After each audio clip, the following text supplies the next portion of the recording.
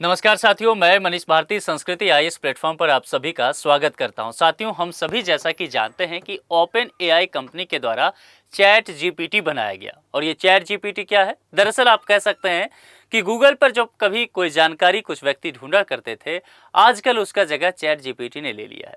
यानी कि त्वरित रूप से आपको सही तरीके से सभी तरह की जानकारी दे देने वाला। आप ऐसे भी क्यों न लिखना चाहें, वह भी मिल जाएगा।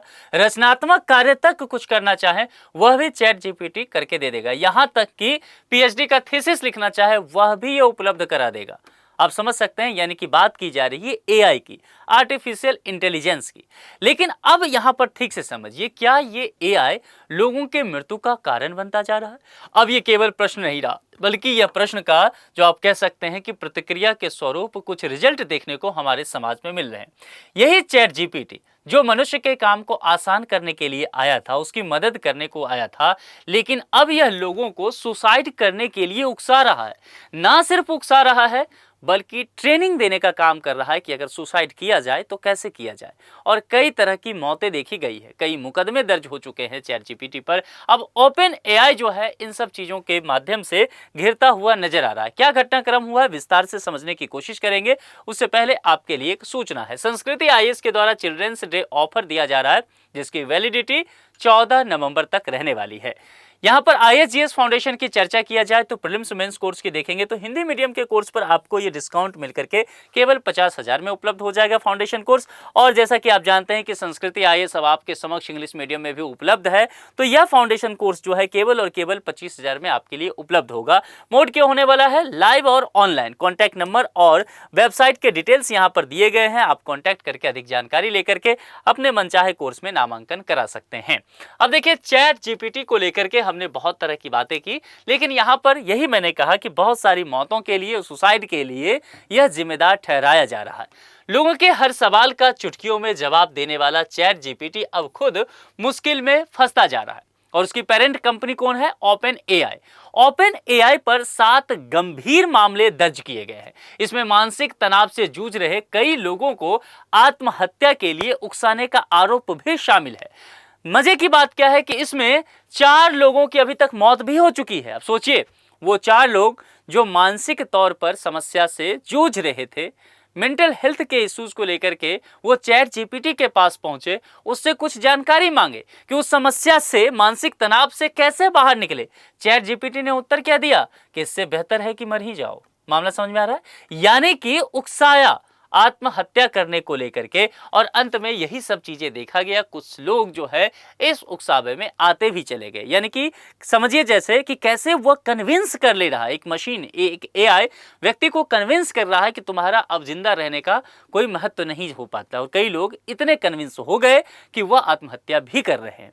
तो चैट जीपीटी पर जो ये आरोप लगे, ये जो दावा किया गया, ओपन एआई का यह चैट बॉट जो है लोगों की मदद करने की बजाय खुद को नुकसान पहुंचाने की सलाह दे रहा है। और जो ये आरोप लगा कि इस तरह की स्थिति, आपने कहा था कि लोगों की मदद करेगा, पर ये तो मौत दे रहा है, तो यह आरोप कुछ हद तक सही साबित भी हुआ। एक केस की स्टडी करते हैं। सुसाइड कोच जो है वो बनता जा रहा है चैट जीपीटी। इसके अंतर्गत क्या कहा गया है?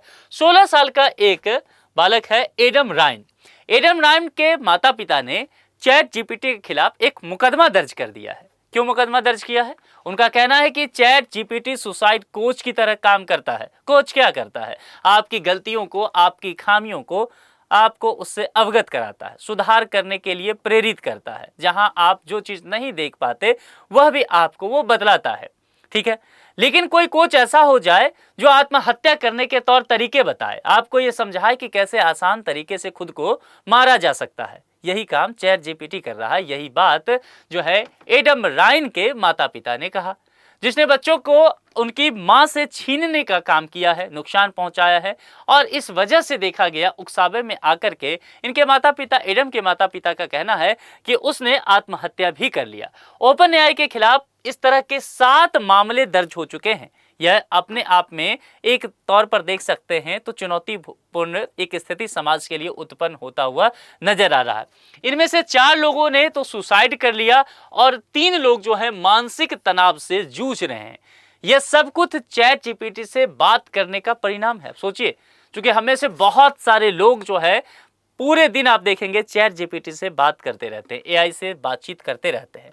ये एक अच्छा तरीका हो सकता है अपने आप को इन्वॉल्व रखने का, लेकिन एक तो आप बाकी दुनिया से अलग थलग होते जा रहे हैं, आभासी दुनिया के करीब पहुंचते जा रहे हैं और इस वजह से मानसिक तनाव का शिकार होते जा रहे हैं। और जब उस ओपन एआई से बातचीत करते हुए आप मानसिक तनाव का शिकार होते हैं, आप सॉल्यूशन भी उसी से मांग लेते हैं और सॉल्यूशन में वो आपको जीवन नहीं मृत्यु देता है।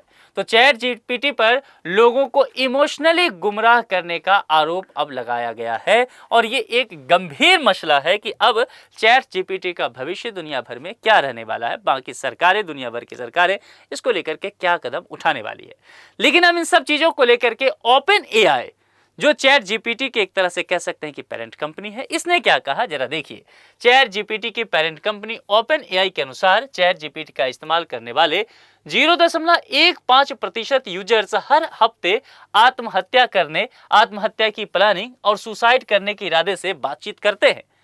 दिलचस्प बात है कि ओपन एआई इस बात को स्वीकार कर रहा है कि उसमें से जितने भी लोग इस दुनिया भर में चैट जीपीटी का इस्तेमाल कर रहे 0.15% यूजर्स हैं जो ये बात चैट जीपीटी से कर रहे हैं कि वो आत्महत्या करना चाह रहे हैं।